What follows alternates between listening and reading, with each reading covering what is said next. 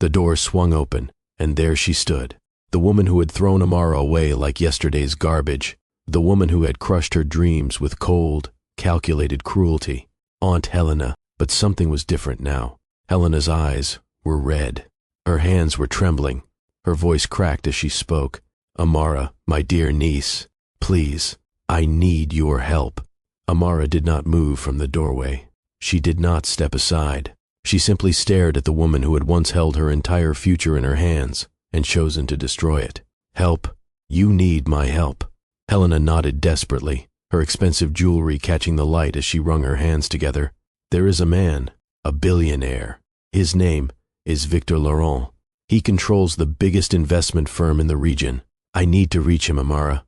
I need a meeting. Everything I have is about to be taken from me. The debts, the creditors, they are closing in. I heard he visits this area sometimes. Perhaps your husband, working security, might have connections. Please, we are family. Blood is blood. Amara felt something cold settle in her stomach. She looked at the woman before her. The woman who had forced her into a marriage with a man she did not know. The woman who had told her that love does not pay bills. The woman who had called her useless. And now that same woman was standing at her door, begging. Behind Amara, footsteps approached. A man appeared in the doorway, tall, broad-shouldered, wearing the faded uniform of a security guard. Helena barely glanced at him. To her, he was nothing, a poor watchman, beneath her notice. But something strange happened. When Helena finally looked at him, really looked at him, her face changed. Confusion flickered in her eyes, then recognition, then fear. She took a step back, without understanding why. The man spoke, his voice low and calm but carrying an edge of steel that made the air feel heavy. Leave my home. Helena opened her mouth, but no words came. She turned and walked away without another sound. Amara stood frozen in the doorway, her mind churning with questions she could not yet form. She turned slowly to face her husband, the security guard she had married over a year ago, the man who asked about her day every single evening, the man who had held her hand through fever and never once made her feel like a burden. Vincent, she said slowly. Who is Victor Laurent? The silence stretched between them like a living thing. Then he spoke. I am. The world stopped. But to understand how Amara arrived at this moment, we need to go back to where it all began, back to the girl with buried dreams and the promise she made to a dying woman. Before we dive in, if you believe that real love sees beyond circumstances, drop a comment below with the word real and hit that subscribe button, because stories like this deserve to be heard. Amara had been alone in this world since she was 15 years old. Her mother died on a Tuesday morning, holding Amara's hand in a hospital bed they could barely afford. The sickness had moved through her body slowly, stealing pieces of her day by day, until there was nothing left but bone and breath and the fierce determination to say one last thing to her daughter. Promise me, her mother whispered, her voice like paper tearing. Promise me you will become someone, my daughter. Promise me you will not let them bury your light. Amara had squeezed her mother's hand so hard, her own fingers turned white. I promise, Mama. I promise. Her mother smiled then, a small, peaceful smile, and then she was gone. Amara kept that promise burning inside her chest, like a flame that refused to die. She had no money, no connections, no family, except for one person, her mother's sister, Aunt Helena. Helena took her in 3 days after the funeral. But even at 15, Amara understood the truth. Helena did not take her out of love. She took her out of calculation. Amara was an investment, a burden that might someday become useful. For 7 years, Amara lived in that house. She cleaned, she cooked, she made herself small and quiet and useful. But she also studied. Every night, after the dishes were washed and the floors were swept, she sat at a tiny desk in the corner of her room and read textbooks by candlelight. She earned a place in a pre-medical program at the university. She was 1 semester away from completing her foundation, 1 semester away from starting the journey to become a doctor, 1 semester away from keeping the promise she had made to her dying mother. But Helena had other plans. The sitting room was cold that evening. Helena sat in her high-backed chair like a queen on a throne. 3 other relatives sat around the edges of the room, watching silently, their eyes empty of sympathy. Amara stood in the center of the room, a document on the table between them. Sign it, Helena commanded. The arrangement is final. Amara's hands trembled at her sides. Aunt Helena, please. I have 1 semester left. Just 1. I have worked so hard for this. Helena laughed, but there was no warmth in the sound. It scraped against the air like broken glass. Worked hard. You have been eating my food, sleeping under my roof, and dreaming foolish dreams for 7 years. That ends now. Amara felt the words strike her chest like physical blows. She looked around the room, searching for one sympathetic face, one person who might speak up for her. But every pair of eyes looked at her as if she were furniture to be moved, a problem to be solved, a burden to be lifted. They did not see a young woman with a heartbeat and a dream. They saw an opportunity to be rid of her. Who is the man? Amara asked, her voice barely above a whisper. His name is Vincent, Helena said dismissively. He works as a night security guard at the industrial complex downtown.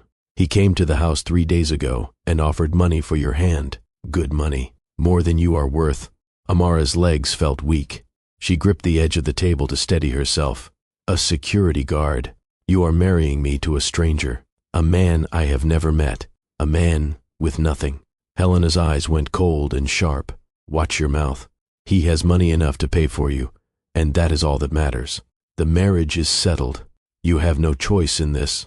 But, Aunt Helena, Amara pleaded, tears spilling down her cheeks. I want to build a future. I want to study medicine. I want to become a doctor. Enough. Helena's hand slammed down on the table so hard the walls seemed to shake. Why should I waste money sending a useless girl like you to school? You will marry him tomorrow, and you will be grateful that anyone wanted you at all. The room fell completely silent. Amara stood there, surrounded by people who shared her blood, but none of her humanity. She thought of her mother. She thought of the promise. She felt it crumbling in her hands like dry earth. I do not know him, Amara whispered. I do not love him. Helena stood and walked toward her niece until they were face to face. Love, Helena repeated, spitting the word like poison. Love does not pay bills. Love does not settle debts. You will learn this lesson whether you want to or not. She pressed a pen into Amara's hand. Sign it, now. Amara looked at the document. She looked at the pen. She looked at the faces around her, empty and cold and waiting. And she signed. That night, alone in her room, Amara cried until her body ran dry of tears. She cried for the future she was losing. She cried for the promise she was breaking. She cried for the mother who would never know. By the time the sun rose, she had nothing left. Not hope, not fight, just silence. But what Amara did not know, what nobody in that room knew, was that the man in the dusty clothes was not who he appeared to be. He had been watching, measuring, and he had chosen this moment very deliberately. The wedding was held in the courthouse. Quick, efficient, like the cutting of a thread. Amara wore a faded dress that Helena had pulled from the back of a closet. It was slightly too large, hanging off her shoulders like something borrowed from a stranger. There were no flowers, no music, no celebration. She stood through the ceremony with dry eyes. She had already mourned everything in the nights before. There was nothing left to grieve. The official pronounced them married, and Amara felt nothing, just emptiness where her future used to be. Her new husband stood beside her, tall, broad-shouldered. His hands looked like they had known hard work. His face was kind but unreadable, like a door that might open to warmth or to emptiness. Amara could not tell which. When the ceremony ended, Vincent picked up her single suitcase and carried it to a modest car parked outside. He held the door open for her without speaking. The silence between them was vast, an ocean neither of them knew how to cross. The drive took them away from the city center, through winding roads lined with trees that bent toward each other like old friends sharing secrets. The world outside the window was beautiful, but Amara could not feel it. She was numb. Finally, they stopped in front of a small house at the edge of a quiet neighborhood. The paint was peeling in places. One of the windows had a crack running through its corner, like a frozen tear. The roof had a patch near the corner that looked like it might leak when it rained hard, but it was clean. Amara stepped out of the car and stood very still, taking in the life that had been chosen for her without her consent. Inside, the house was sparse but tidy. A small kitchen, a living room with a worn couch, A bedroom with 2 beds pushed to opposite walls, as if the furniture itself understood that trust had not yet been earned. Vincent set her suitcase down gently near the wall. Then he turned to face her. For a long moment, neither of them spoke. He was the one who broke the silence. "I know this is not what you wanted," Vincent said quietly. His voice was low and careful, like someone handling something fragile. "I want you to know that you are safe here. I will never raise my hand to you. I will never speak to you with cruelty. Whatever this is, we will carry it with respect. I will not ask anything of you that you are not ready to give." Amara looked at him, really looked at him for the first time. His eyes were not hungry. They were not demanding. They held something she did not expect. Patience. "Why?" she asked, her voice barely above a whisper. "Why did you want to marry me? You do not even know me." Vincent was quiet for a moment. Then he said something that settled differently in her chest than she expected.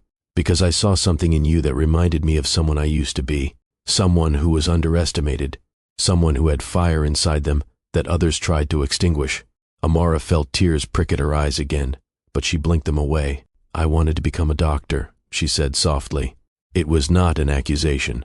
It was simply the truest sentence inside her. "I know," Vincent said gently, "and I want you to know that wanting that does not make you foolish. It makes you someone worth listening to." Amara said nothing more that night, but as she lay awake in her narrow bed, listening to the unfamiliar sounds of an unfamiliar house, something shifted inside her. Not trust. It was too soon for that. But perhaps the beginning of curiosity. Perhaps the faintest edge of something that was not quite hopelessness. If you are enjoying this story so far, take a second to hit that like button. It helps more people discover stories that actually mean something. And drop a comment telling me, do you believe real love can grow from unexpected circumstances? Life settled into a quiet rhythm. Vincent left before dawn each morning in his security uniform, dark blue, slightly faded at the elbows. He returned each evening just before dark, tired, but never harsh. He always greeted her the same way. "How was your day, Amara?" At first, she gave him short answers. Fine, quiet, nothing new. But slowly, day by day, the answers grew longer. She told him about the job she had found at a small clinic 2 towns away, filing records, cleaning examination rooms. The pay was modest, but it kept her close to medicine, close to the dream she had been told to abandon. She woke before sunrise every morning and took the first bus out. She mopped floors and cleaned wards with her spine perfectly straight and her eyes always moving, reading everything around her as if the hospital itself were a textbook. Because to Amara, it was. Every evening she came home and sat at the small kitchen table with borrowed textbooks spread before her. She studied by the light of a single lamp, connecting everything she was learning to the promise she carried in her heart. Vincent watched her from across the room sometimes. He never told her to stop, never told her she was wasting her time, never told her to be more realistic. Instead, one evening, about 2 months into the marriage, he placed a thick medical reference book beside her plate at dinner. Amara stared at it. "I found it at the second-hand shop near the complex," Vincent said simply. "Thought it might be useful." Amara looked at the book.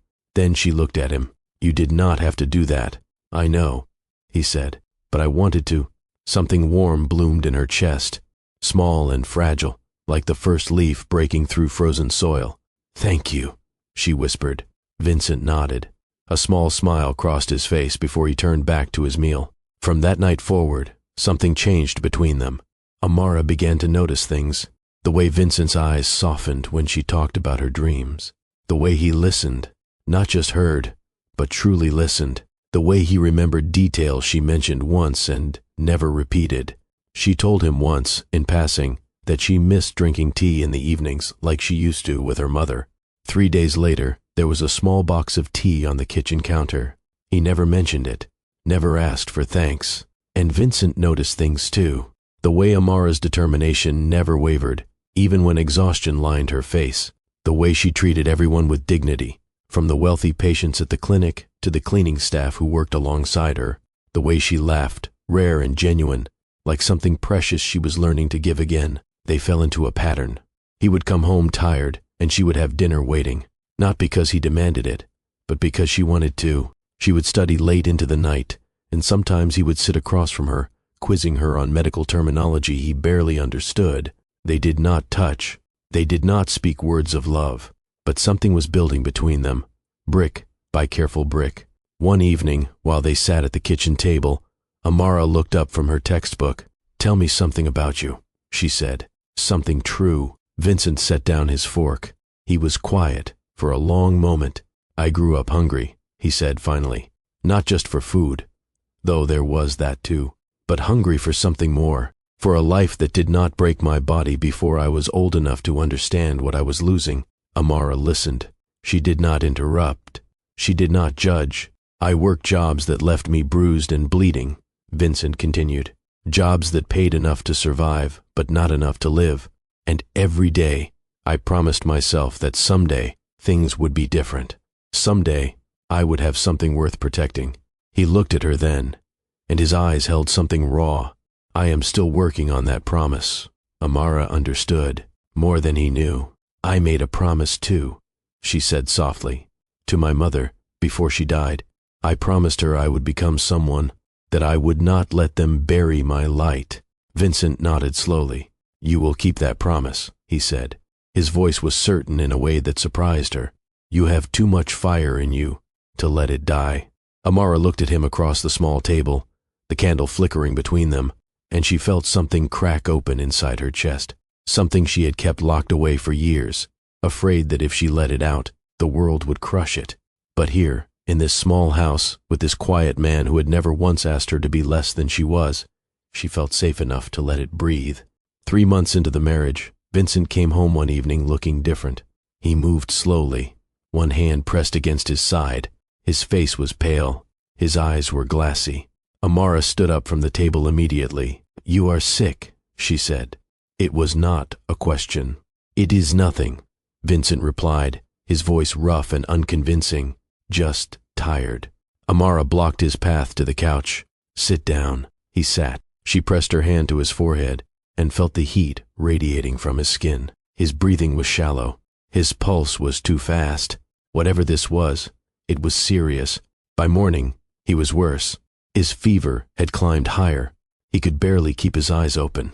His body shook with chills even under 2 blankets. Amara went to the clinic after her shift and found the doctor on duty. "I need to know what kind of infection causes these symptoms," she said, describing everything she had observed. The doctor gave her a diagnosis, and then a prescription, and then a price. The number made her stomach turn cold. It was more than she had. Amara stood in the pharmacy for a long moment, staring at the medication behind the counter. She thought about her savings. Small, careful amounts she had been setting aside week by week. Money she had been dreaming of using for school someday. Money that represented her future. She counted it 3 times in her mind, hoping the number would change. It did not. The medicine cost exactly what she had. Amara stood there, her future in one hand and her husband's health in the other, and she chose him, without hesitation, without resentment. She chose him. When she came home that evening, she sat beside Vincent's bed and pressed the pills into his trembling hand. He looked at the medicine. Then he looked at her. His eyes held something she had never seen in them before. Vulnerability. "Amara," he said, his voice barely a whisper. "This must have cost everything you had saved." "It does not matter what it cost," she said firmly. "What matters is that you take it and you get better." "Why?" he asked. "Why would you do this for me?" Amara was quiet for a moment, searching for words she did not know how to say. "Because you are my husband," she said finally. "Because you have been kind when you did not have to be. Because you saw something in me when everyone else saw nothing. And because I am starting to believe that whatever this is between us, it might be worth protecting." Vincent closed his eyes. A single tear slipped down his cheek, catching the light before disappearing into the shadow of his jaw. He took the medicine, and over the following days, he slowly began to recover. But something else was healing too. Something inside both of them. The wall between stranger and partner, between arrangement and choice, between circumstance and love. It was crumbling, brick by brick. During Vincent's recovery, they talked in ways they had never talked before. The conversation stretched long into the night, lit only by candlelight and the sound of each other's voices. Vincent told her more about his past, about the father who had abandoned him before he was old enough to remember his face, about the mother who had worked herself to death trying to provide, about the years of loneliness that had taught him to watch people carefully, to see who they really were beneath the masks they wore. Amara told him about her mother, about the hospital bed, about the promise, about the guilt she carried for not having kept it yet. "You will keep it," Vincent said, his voice soft but sure. "You are already keeping it. Every day, with every page you study, with every person you help. Your mother would be proud of you, Amara." Amara felt tears slide down her cheeks, but for the first time in a long time, they were not tears of grief or despair. They were tears of release. Something between them shifted permanently after that. They did not say, "I love you," not yet. The words were too big, too fragile, too important to rush. But the feeling was there, hovering in the space between them. Patient as sunrise, months passed. 6, then 8, then a year. Amara was promoted at the clinic. The doctors had noticed her hunger for knowledge, her quiet competence, her refusal to give up. They allowed her to assist with basic procedures, to observe surgeries, to learn alongside them. She was saving again, slowly, building toward the dream that had never stopped burning inside her. And Vincent. Vincent was still leaving each morning in his security uniform, still coming home each evening, still asking about her day. Life was not perfect, but it was theirs, built together, earned honestly. Amara began to imagine a future, a real future, with this man beside her. But happiness, she was about to learn, has a way of inviting tests, and the greatest test was about to walk through her door. We are getting close to the biggest twist in this story. If you have not already, hit that subscribe button and turn on notifications, because you are going to want to see how this ends. And share this video with someone who needs to hear a story about real love today. The letter arrived on a Thursday. It was addressed to Amara in handwriting she recognized immediately, handwriting that made her stomach clench with old, familiar dread. Aunt Helena. She did not open it. Not that day. Not the next. She placed it on the kitchen counter and tried to pretend it did not exist. But 3 days later, Helena arrived in person. Amara heard the knock and felt something cold settle over her heart. When she opened the door, there stood the woman who had shaped her suffering for 7 years. But Helena looked different now. Her expensive clothes seemed to hang on her frame differently. Her eyes were red, lined with exhaustion. Her hands trembled as she clasped them together. "Amara, my dear niece," Helena said, her voice too sweet, too careful. "I need your help." Amara did not move from the doorway. She did not step aside to invite her in. She simply stood there, a wall of quiet strength.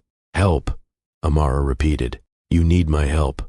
Helena nodded, desperation cracking through her carefully arranged expression. "There is a man, a businessman, a billionaire. His name is Victor Laurent. He controls the biggest investment firm in the region, and I need to reach him. I need a meeting with him. Everything I have is about to be taken, Amara. The debts, the creditors, they are closing in from every side." Helena's voice cracked, and for a moment, she almost seemed human. "I heard he visits this area sometimes. I thought perhaps your husband, working security, might have connections. Someone who could get a message to him. Please, Amara, I am desperate." Amara felt years of pain rise up inside her chest. The cold sitting room, the document on the table, the pen pressed into her hand, the words that had cut deeper than any knife. "Why should I waste money sending a useless girl like you to school? You will marry him tomorrow, and you will be grateful that anyone wanted you at all. Love does not pay bills." Every cruel word, every dismissive glance, every moment Amara had been made to feel worthless, it all came flooding back. "Why would a security guard have connections to a billionaire?" Amara asked, her voice steady. Helena's face tightened. "I do not know," she admitted, "but I am asking. Please, we are family. Blood is blood." Something inside Amara went very still. "Family," she repeated slowly. "Blood is blood." She took a step closer to Helena, and her aunt instinctively stepped back. "You threw me away like garbage," Amara said, her voice calm but carrying the weight of years. "You forced me to marry a stranger because you saw profit in my pain. You told me love does not pay bills. You called me useless. You crushed my dreams and told me to be grateful. Helena opened her mouth to speak, but Amara continued. I owed you nothing then, and I owe you nothing now. We are done here. Helena's expression shifted from desperation to anger. You ungrateful little. Leave my home. The voice came from behind Amara, low, calm, carrying an edge of steel that made the air feel heavy. Vincent stepped into the doorway beside his wife. He did not raise his voice. He did not need to. His presence alone was enough. Helena looked at him, really looked at him for the first time since she had arrived, and something strange happened. Her face changed. Confusion flickered in her eyes, then recognition, then fear. She did not understand why, but something about this man in the faded security uniform made her want to run. She turned and walked away without another word. Amara stood in the doorway, watching her aunt disappear down the road. Her heart was pounding. Her hands were shaking, but not from fear, from power, from finally standing up for herself. She turned slowly to face Vincent. His expression was unreadable, but there was something in his eyes, something heavy, something he had been carrying for a long time. Vincent, Amara said slowly, her mind churning with questions she could not quite form. Who is Victor Laurent? The silence between them stretched like a living thing. Vincent took a breath. Then he spoke. My full name is Vincent Laurent. Victor is the name I use in business. The world stopped. Amara stared at him. Her mind could not process the words. What? She whispered. The security job, Vincent continued, his voice steady but heavy. The simple clothes. This house. It was all a test. A way to see people as they truly are, when they believe no one important is watching. Amara felt the floor tilt beneath her feet. A test, she repeated, her voice shaking. Our marriage was a test. No. Vincent stepped toward her, his eyes urgent. Amara, no. The marriage was never a test. He took another breath, gathering his words carefully. The first time I saw you was at the clinic where you work now. I had come to inspect a potential investment, dressed as a worker, the way I always do. I wanted to see the place as it truly was, not the polished version they show to wealthy investors. He paused, and I saw you, mopping floors, cleaning examination rooms, but I also saw the way you watched the doctors, the way you studied everything around you, the way you carried yourself with dignity despite your circumstances. Amara's chest tightened. I asked about you, Vincent continued, quietly, carefully. I learned your story, your dreams, your situation with your aunt, and when I discovered what she was planning, when I learned she was going to sell you to the highest bidder like property, I made a decision. His voice broke slightly. Perhaps the most important decision of my life. You paid her, Amara whispered. The money for the marriage. It was yours. It was nothing, Vincent said. Less than nothing compared to what I gained. Amara walked to the window and pressed her palm against the cold glass. Her reflection stared back at her, fractured and uncertain. You lied to me, she said. For over a year, you lied. Vincent was quiet for a moment. Then he spoke, and his voice held something raw. I was afraid, he admitted. I was afraid that if you knew the truth, you would see me differently, that you would become like everyone else who learns about the money. He swallowed hard. I have been cheated, Amara, manipulated, used by people who only saw the bank account. I learned a long time ago that the truest version of any person only appears when they think no one important is watching. He looked at her, his eyes filled with something that might have been pleading. But you, Amara, you were the same whether I was watching or not. Kind when no one was paying you to be kind. Strong when everyone expected you to break. You gave up your savings for me without hesitation, without calculation, without expecting anything in return. His voice cracked. I wanted you to know me, the real me, not the version of me that the world created. Amara stood very still. The clock on the wall ticked steadily, counting heartbeats. She thought about the past year, every dinner they had shared, every conversation, every small kindness, the medical textbook, the tea, the way he asked about her day every single evening. She thought about the man who had held her hand through fever, who had never made her feel like a burden, who had encouraged her dreams when everyone else had tried to bury them. The real you, she said slowly, turning to face him. is the real you. The man who bought me a medical textbook because he wanted to. The man who asked about my day every single evening for a year. The man who sat across from me, quizzing medical terminology he did not understand. The man who held my hand through fever and never once made me feel worthless. Vincent's eyes glistened. "Yes," he whispered. Amara was silent for a long moment. Then she walked across the room and stopped in front of him. She reached out and placed her hand against his cheek. She felt the warmth of his skin, the wetness of tears he had not bothered to hide. "I fell in love with a security guard who treated me like I mattered," she said softly. She paused. "I do not know how to love a billionaire." Vincent's breath caught.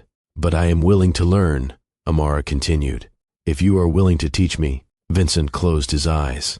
His hand came up to cover hers, pressing her palm more firmly against his face. "I will spend the rest of my life teaching you," he said, his voice breaking. "If you will let me." They stood there for a long moment, forehead to forehead, breathing the same air. All the pain, all the uncertainty, all the fear.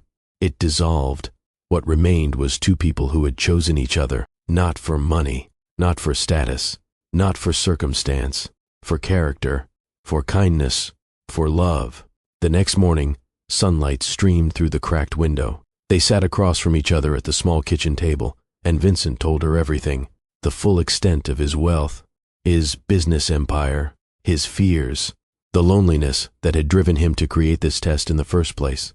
Amara listened, not calculating, not changing, just listening. When he finished, she reached across the table and took his hand. "It does not change anything," she said.